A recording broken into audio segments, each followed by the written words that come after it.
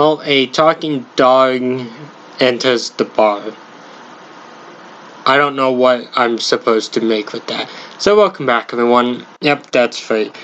I'm covering a quest that I have a personal vendetta against. I'll get into that later on in the video, but for those who've gotten all the achievements in the 360 version of Skyrim, you might know what I'm referring to. So, Daedra's Best Friend is a quest given to us once we reach level 10. It's a relatively easy quest to complete, which isn't an issue. You pretty much meet a talking dog named Boris. He had a falling out with his master, who happens to be Clavicus Vile, a Daedric prince. The Daedric prince of what I don't really know off the top of my head, but he has an interesting name. So, of course, we travel with this talking dog to a cave in the middle of nowhere that's filled with vampires. Yeah, so after introducing these vampires to, well, a new afterlife, which is kind of dark to think about, we of course get to talk to Clavicus Vile. He doesn't want to take back Boris because Boris is annoying and everyone likes cats instead. Although he'll take him back under one condition. We retrieve a weapon called the Rueful Axe from this one dude who lives out in some random cave in the middle of nowhere. Yeah, there's a backstory with this guy, but I don't know every detail off the top of my head, but this guy kind of has a bit of a tragic backstory. So, of course, once we take back the axe, we can, of course, return it to Clavicus Vile, who then gives us a proposition. We can keep it, which is kind of a cool axe. There's a wolf on it. Wolves are cool.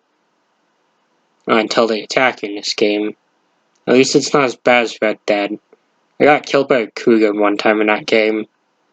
I don't know why I'm bringing this up, but I just happened to think about that. So if we kill Boris with the Rueful Axe, we, of course, can probably make a bad joke about hot dogs right now, because there's dogs in the title, but we can, of course, keep the axe, and I'm trying my best not to laugh at my own bad joke, but yeah, that doesn't get us the achievement for Daedric Influence Oblivion Walker.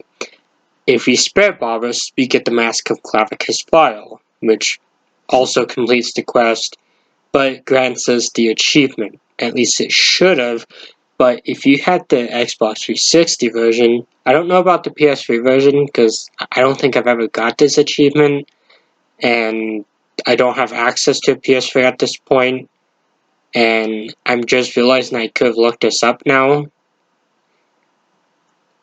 Yeah, on the 360 version, if you have the Daedra DLC installed, it can actually bug this trophy and prevent you from getting Daedric Influence if you completed this quest.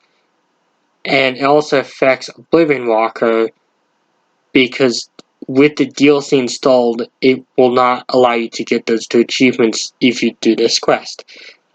So I had to uninstall the DLC and do this quest like 5 times before I got the achievement because I didn't know what I was doing, and it wasn't until like I think after the 4th time or even the 3rd time about that was happening.